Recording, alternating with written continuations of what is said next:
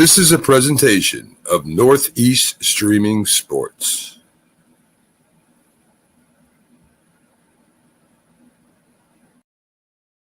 Introducing National Streaming Sports, live and on-demand sports talk programming that you can access 24/7. For the premier sports talk experience, tap into our Roku channel. Start your mornings with Mac and Jack covering all the weekend sports action.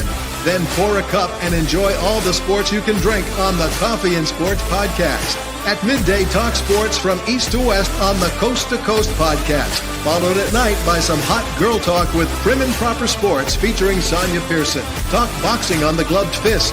Yankee fans tune in for Start Spreading the News. And there's more on the College Sports Huddle and Sports Scope with Robert Butler. There are 20 podcasts in all and 70 weekly shows giving us a 3.4-star viewer rating. To find us on Roku TV, search for National Streaming Sports on the Roku search bar. Click on the logo and you're in.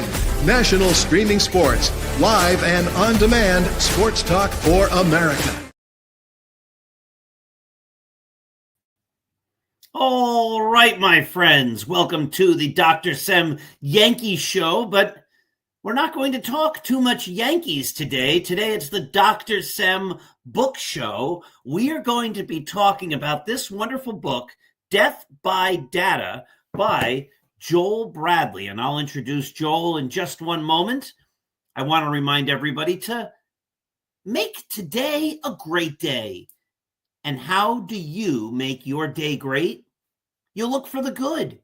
Find it, appreciate it, and then spread it forward. When we give kindness and when we give understanding and when we give love, we get it back in greater amounts than we ever gave. But that's not why we do it. We do it because it makes every day a better day for everyone. And one of the great ways to make days great are by meeting new people and making new friends. And here is my new friend, Joel, who's going to tell us all about his new book, Death by Data. Joel, how you doing? Good afternoon. It's nice to join you. Yes, it's great to have you here. Our good friends at Summer Game Books sent me this wonderful book here, Death by Data, How Analytics and Technology Are Killing Baseball. And as you know, I have a Yankees site. I'll put the banner up here, Start Spreading the News.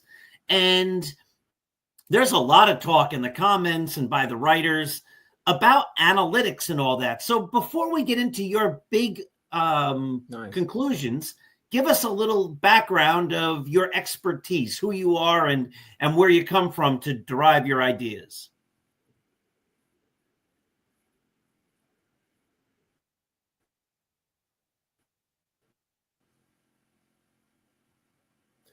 Yeah. So my background is I grew up in a really interesting community. It's called Waxahachie, Texas. And believe it or not, Paul, Waxahachie, Texas was the spring training site for the Detroit Tigers back in 1916 with legendary Ty Cobb. Later on, the Chicago White Sox, Cincinnati Reds, they all did spring training here back in the early 1920s. So it has an interesting history. Baseball has been a very important part of the life here in North Texas, especially in this small community. And Paul Richards, who was the great manager of the Go-Go Sox in the 50s, he grew up here in Waxahachie. And so anyway, it's just a great history. And that's how I grew up in the 1960s and 70s. Played Little League and then high school ball. And then I wound up playing college ball for a while and had a couple of kids. And I got involved with futures trading, and I had all these different financial licenses. So I love numbers.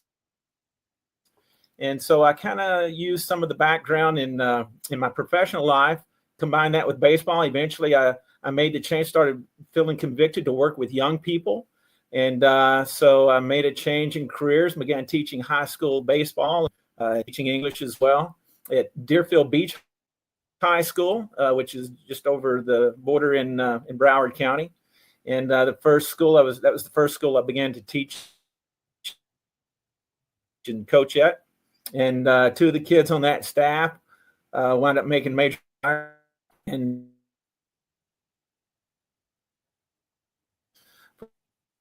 the Space Cowboys down. Love for working with young people and began to train players and working with teams, and it just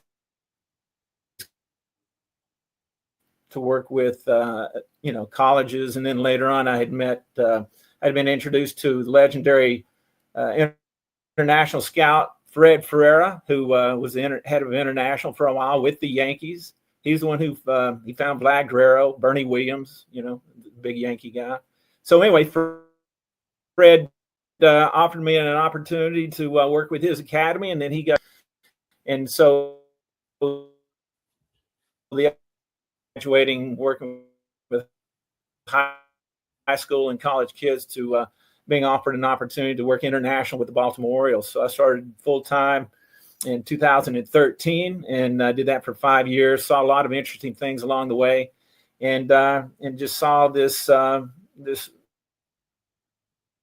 maturation toward data analytics taking over the game, and so if you really look, it's in the DNA. Numbers are in the DNA of baseball. You go all the way back to really create the modern box score, and so you're never going to get away from the numbers because it's been at the inception of it. But so anyway, I kind of took my ideas professionally and just began to see a lot of issues that I think that need to be talked about more than anything else. And so the book is just an opportunity to share a modern conversation about the game and what are we doing right and what are we doing wrong. So yeah, one of the nice things you have in the book is, in addition to the text, you have these special areas called, let's get it up here, Baseball Immortals, and you talk about various players and various influencers across baseball, major leagues, Negro leagues. Yeah, the Immortals. And those, they actually help tell the whole story because they show the history of baseball. Branch Rickey's there, Kurt Flood, Rube Foster, Spalding is there, and what they do is they help tell the story of baseball and how numbers have impacted on the game. You want to talk about that part of the book and the idea that analytics aren't new. Analytics are part of how people have been following baseball since the beginning. Yeah. Yeah, it's how we measure time, how we measure, immortals, because that's what you're bringing up, the immortals of the game. Branch Rickey in his book, he talks about immortals. And so for me, I throughout the book, I'm trying to create the question, I'm trying to answer the question of what is a ball player? Is a ball player somebody like Mookie Betts or Shohei Ohtani? Is a ball player, Pete Rose? Is a ball player someone like A.G. Spalding, who was really first superstar, who really transformed the game, and not only transformed the game, but the outdoor life of America by creating his sporting goods empire? Is is a ball player someone like Billy Sunday, who used his platform in Major League Baseball back in the 1880s and 1890s to eventually become a minister of the gospel, who preached temperance and was really the catalyst behind prohibition.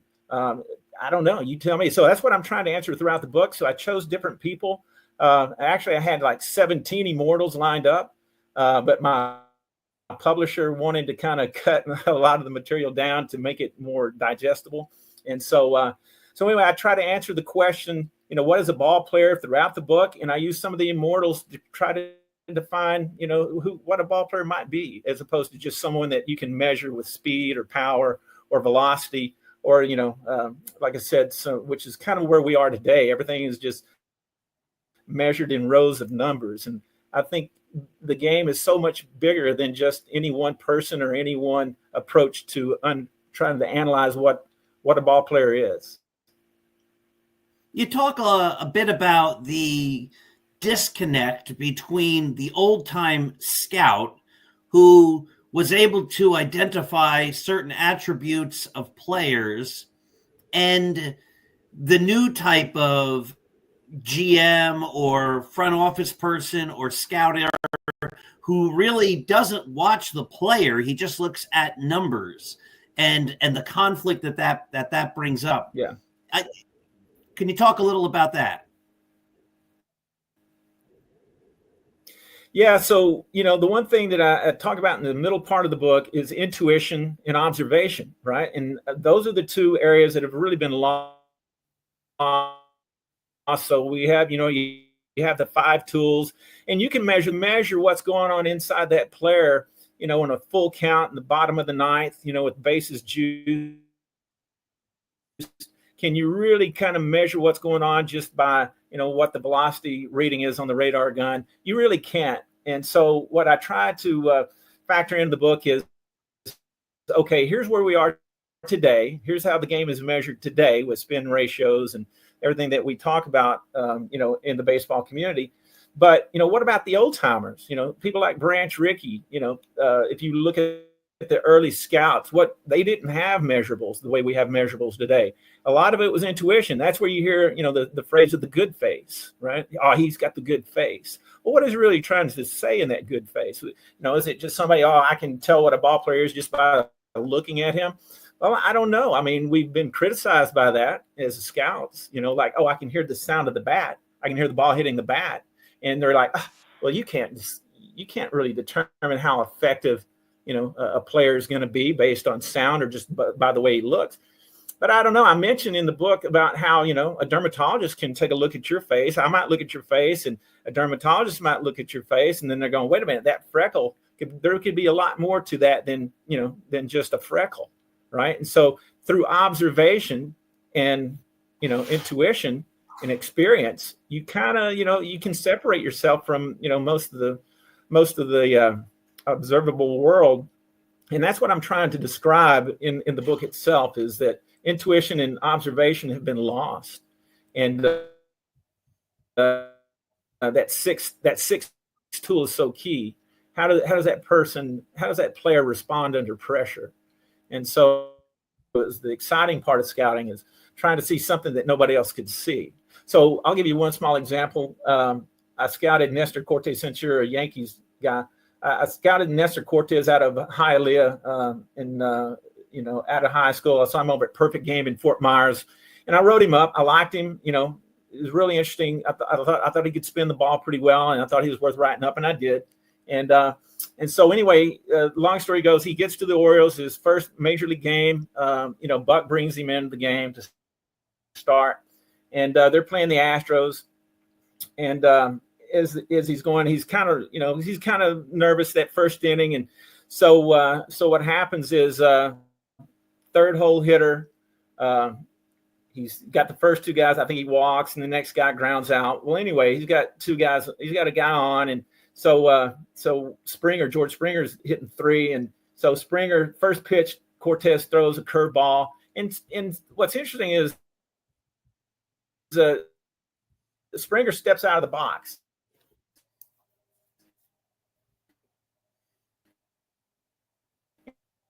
And he just nods. Yeah, okay. Next pitch is fastball. The way he takes it, step George Springer, you can see that the confidence level in the at bat was different, because later on they brought in this reliever, this Castro, this kid who had arms that could touch the ground, and this kid could just, he was like 97 and thought the ball had run. And so Springer came back up in the next time around with Castro throwing, and Castro threw a fastball first pitch. It had hard run right on his hands. Springer stepped out of the box, and this time, instead of doing this, he's going, he winces really big, and you could see, and so he struck out in three pitches. But if you're not observing, if you're not watching body language, you're just watching a game, you're not really understanding what the real game is going on, which is mental. It's the mental game. And you can't observe that with rows of numbers. And the one thing I really wanted to touch on in the conversation is that past performance is not indicative of future results. And so that's where I think the game is getting lost. We have numbers now. The big conversations about torpedo bats. And so they think, oh, well, you know what? I'm going to cut off the end of the bat. I'm going to move it toward, the hands and all these things. Yeah, but you don't think pitchers understand that? So if I'm attacking a guy, maybe that guy can't jam him as well on the inside part of the plate, because now that barrel has a little bit more, has a little bit more rounded, it has more depth to it. So I'm going to tack him away. And so the game is fluid. It's going to adjust. The torpedo bat is a great too. So that's the way I look at it. Is like, I think it's great for baseball to talk about it, but I think the game adjusts. So the torpedo really having names, down the road. 100%. I agree with you 100%. That game, the game ebbs and flows, and I also agree with you on the idea that there is the element of a player that is not defined by statistics. Malcolm Gladwell wrote a book called Blink, and the whole premise of the book is that we make decisions about other people and situations in an instant. And that's what you're really talking about was, does the guy have the face for baseball? And does he have, and I think someone who's studied players and studied their motions and studied the game for a long time is able to discern that. And you can't tell that just by numbers. We're at 17 minutes already, so the time goes quickly, and I didn't want this to pass by before we had a chance to discuss it. You have another book, and it's called The 7-Player Revolution. You touch upon that book in this book, and you talk about how that's a way to help make baseball players more well-rounded and the game itself more exciting, even if it doesn't go to a 7-player game. But can you talk a little about the 7-Player Revolution?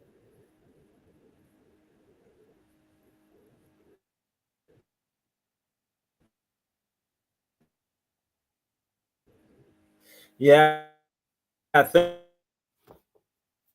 you for that.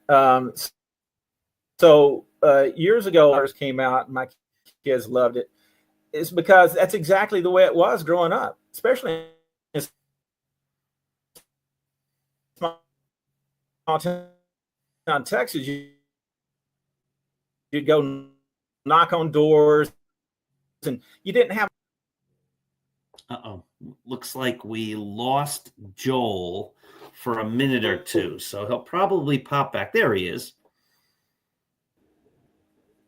We lost you for a moment there. So you were talking about. I have a buffering issue with this laptop, so my apologies. Yeah, I was talking about the movie Sandlot and how true to life that really was for me watching the movie, because that's exactly the way it was. You go knock on doors. You only had one or two gloves, maybe one baseball, and use electrical tape, and that's how we grew up. And so, but we learned how to play the game organically. We didn't have 9 players. We had to manage space. So years later, when I was coaching high school in South Florida, some of the schools I worked at some really good schools, and then some of the schools were a real challenge.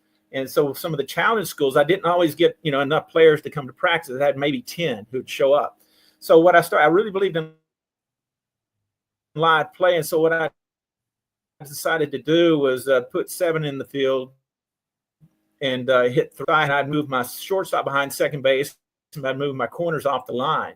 So I had 5 in the field, and then of course my pitcher and catcher battery. And I'd always tell them, I said, don't try to strike the guy out. Try to attack the weakness of the hitter.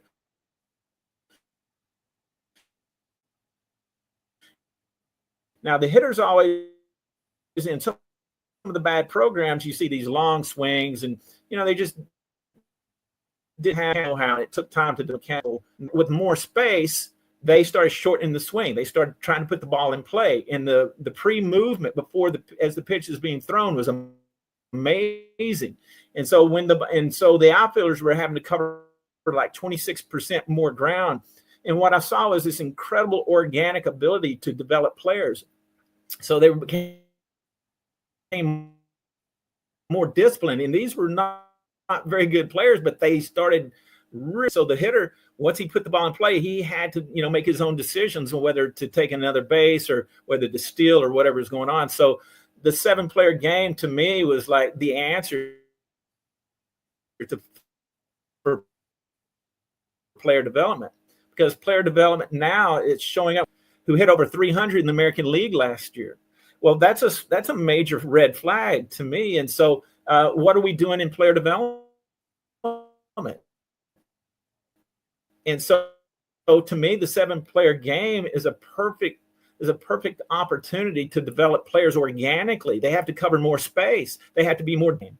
And so to me, you're not going to get those big fat guys who can live on the corners in the 7. You have to be athletic, and you have to play more than one position. You have to cover. You have additional position that you have to be aware of. So it's just a great challenge game, and I really believe it's an opportunity to take player development to a whole new level. I'm familiar with that book, and I'm not necessarily taking away from some of that. And I think you draw some. Yeah, I'm familiar with that book, and I think you draw some great conclusions in there. So, if you had to make one recommendation to make the game better, because you talk in the book a bit about how, it's the subtitle, how analytics and technology are killing baseball. What would be the one thing to advise a team to do to get the game back to where it's supposed to be?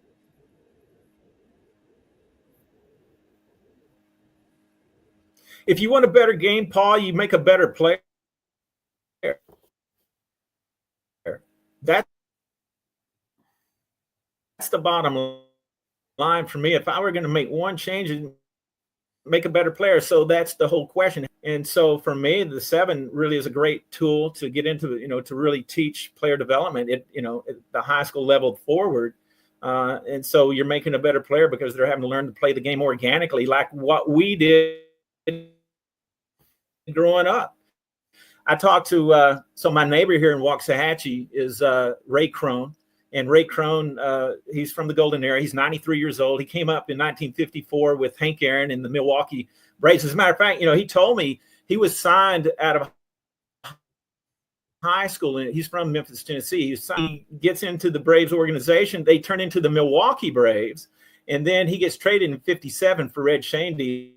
In the New York Giants, so he moves from the Braves to the Giants, and so he has it. And then, of course, right after he has an amazing, background in how modern baseball has developed.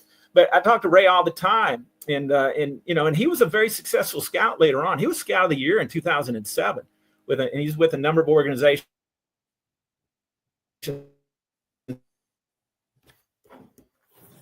We talk about baseball a lot. I was Giants on data analytics. So if I could change one thing, I think I would start teaching, going into player development and challenging some of their models. And then maybe that'll turn into how they recruit players and what they're looking for organically. And I could spend a lot more time going into what I used to try to do in the Dominican Republic, but we can make.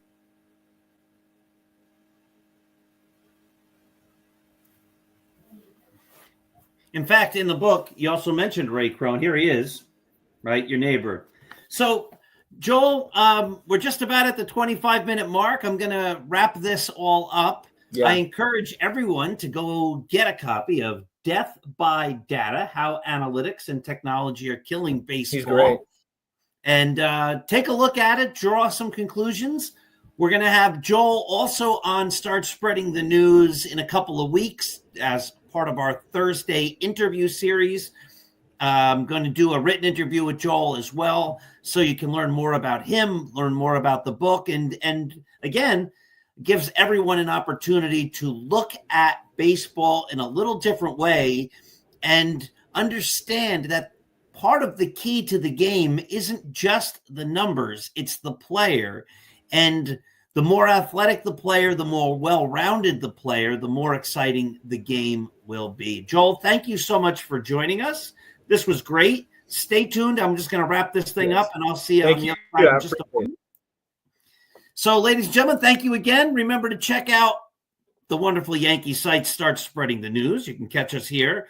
And although this book was published by my friends at Summer Game Books, also check out our friends at Artemisia Publishing, apbooks.net, for a vast selection of great books, including numerous titles by yours truly. So thank you again for watching, everyone. Have yourselves a wonderful week. I'll see you again here every Saturday morning at 7 a.m. and, of course, every Monday night at 9 p.m. with EJ on the Start Spreading the News podcast. Have a great day. Introducing National Streaming Sports, live and on-demand sports talk programming that you can access 24/7. For the premier sports talk experience, tap into our Roku channel. Start your mornings with Mac and Jack covering all the weekend sports action. Then pour a cup and enjoy all the sports you can drink on the Coffee and Sports podcast. At midday, talk sports from east to west on the Coast to Coast podcast. Followed at night by some hot girl talk with Prim and Proper Sports featuring Sonia Pearson. Talk boxing on the Gloved Fist. Yankee fans tune in for Start Spreading the News. And there's more on the College Sports Huddle and Sports Scope with Robert Butler. There are 20 podcasts in all and 70 weekly shows, giving us a 3.4-star viewer rating. To find us on Roku TV, search for National Streaming Sports on the Roku search bar. Click on the logo and you're in. National Streaming Sports, live and on-demand sports